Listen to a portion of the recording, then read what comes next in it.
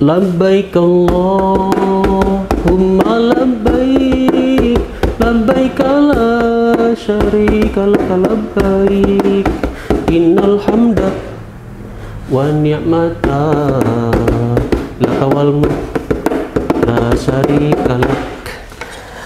Masya Allah, kalimat talbiyah yang sangat sejuk, syahdu, dan merinding kalau dihayati. Karena itu adalah kalimat yang dilantunkan oleh setiap umat Islam yang memenuhi panggilan Allah Subhanahu wa Ta'ala ke tanah suci untuk melaksanakan ibadah haji. Insya Allah, semoga kita dipanggil semuanya, bagi yang belum dan yang sudah, mudah-mudahan juga bisa berkali-kali ibadah hajinya ya, amin.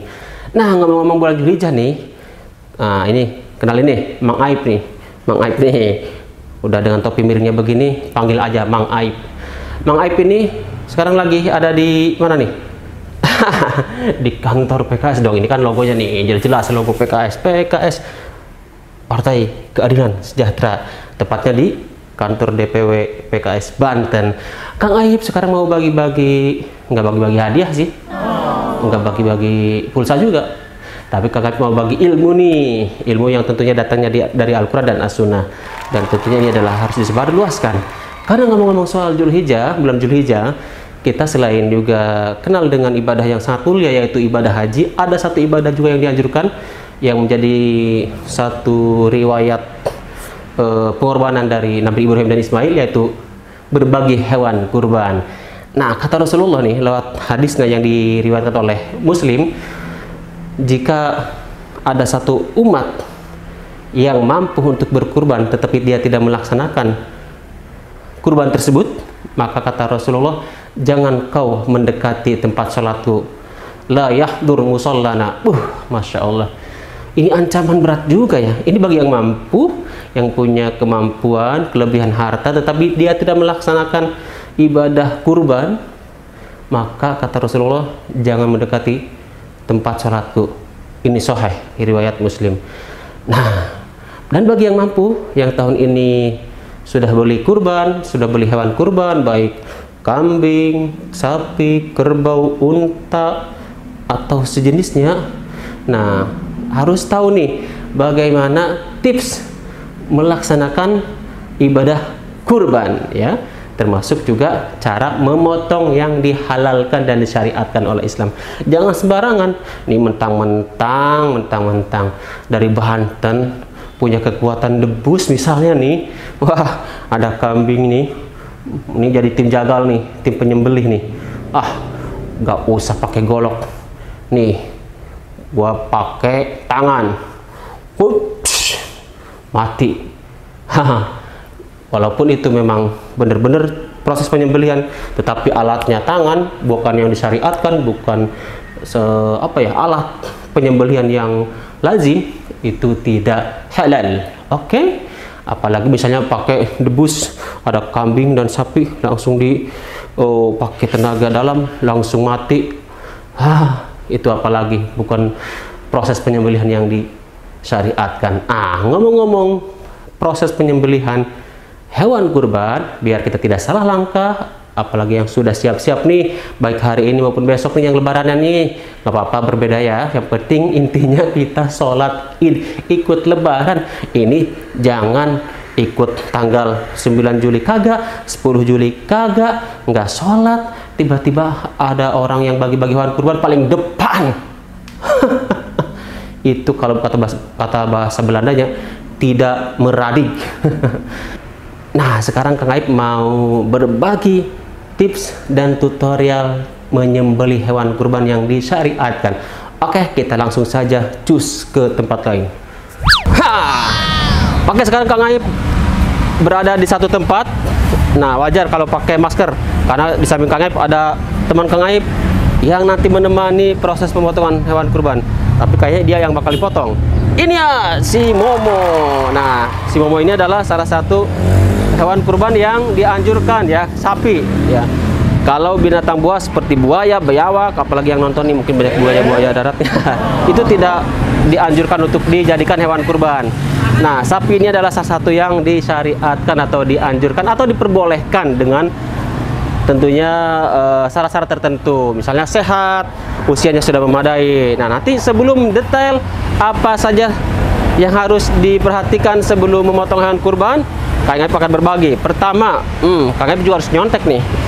Walah, udah kolot masih suka nyontek. Biar kita tidak salah kaprah dan tidak salah langkah saat proses pemotongan hewan kurban, maka langkah-langkah yang harus kita perhatikan adalah pertama, si penjagal atau pemotong ini harus menghadap kiblat, ya, menghadap arah Ka'bah, sebagaimana hadis yang diriwayatkan oleh Al-Hawi. Nah, aduh, ini udah nyamperin nih. Ya, hadisnya tuh, saya ini lewat Imam Syafi'i.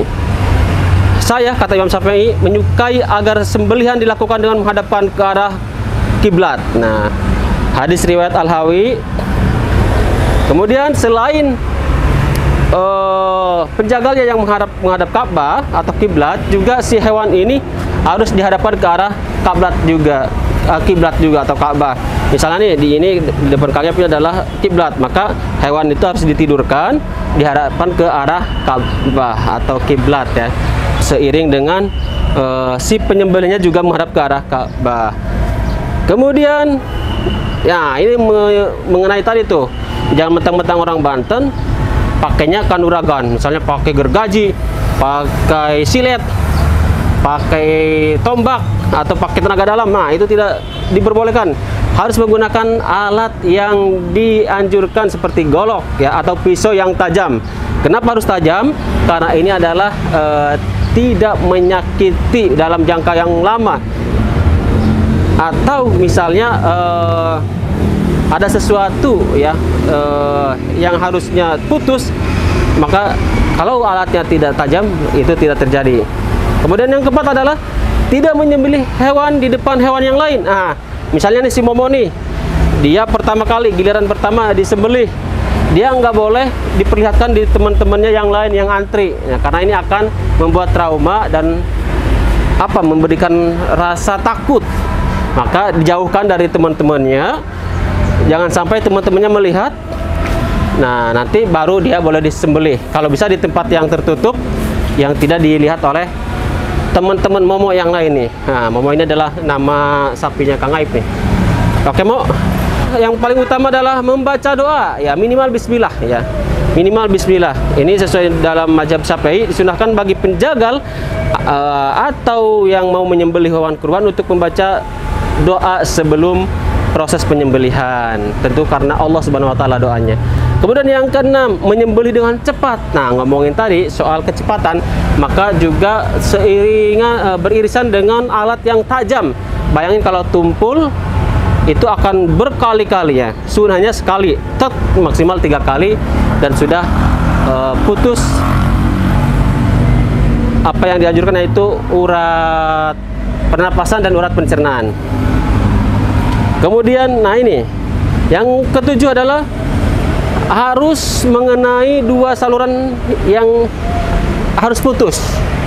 Jadi saat menyembelih harus mengenai 2 saluran yang harus putus. Pertama adalah saluran napas atau hulkum, ya, dan saluran makanan atau mar'i. Nah, 2 saluran itu harus putus, jangan sampai salah satunya saja atau justru tidak kedua-duanya. Itu tips dari Mang Aib, ya. Dan mudah-mudahan bagi yang sedang menyiapkan dirinya untuk menjadi mudhohi atau pekurban, mudah-mudahan diberikan keikhlasan dan tentunya Allah balas dengan yang setimpal. Oke, Momo, selamat dikurbanin. Mudah-mudahan kamu jadi jalan para kurban, mendekatkan diri kepada Allah, karena kurban hakikat adalah mendekatkan diri atau muqarrib, menjadi orang yang dekat kepada Allah Subhanahu wa taala. Terima kasih, itu tips dan tutorial cara penyembelihan hewan kurban dari Kang Aib, dan insya Allah kita akan bawa Momo ini ke tempat penjagal, dan Momo sudah siap, ya, Mo. Oke. Nah, kita wawancara sebentar nih. Momo, kenapa mau lihat kamera, Mo? Lihat kamera. Sini. Gak Momo malu belum mandi. Nah, apakah sudah siap disembelih, Mo? Siap dong, masa gak siap? Oh, siap. Kenapa siap, Mo? Kan nanti sakit, Mo. Iya sih sakit, tapi kan Momo rela dikorbanin demi orang-orang yang berkurban masuk surga. Momo juga kan mau masuk surga. Dia siap menjadi apa ya, korban pengorbanan atau jadi hewan yang dikurbankan, karena katanya dia akan mengantarkan orang ke surga dan dia akan ikut ke surga. Masya Allah, mantap, Mo. Terima kasih, Mo. Kang Ai pamit dulu. Assalamualaikum. Loh, kok Momo gak diajak, Mang?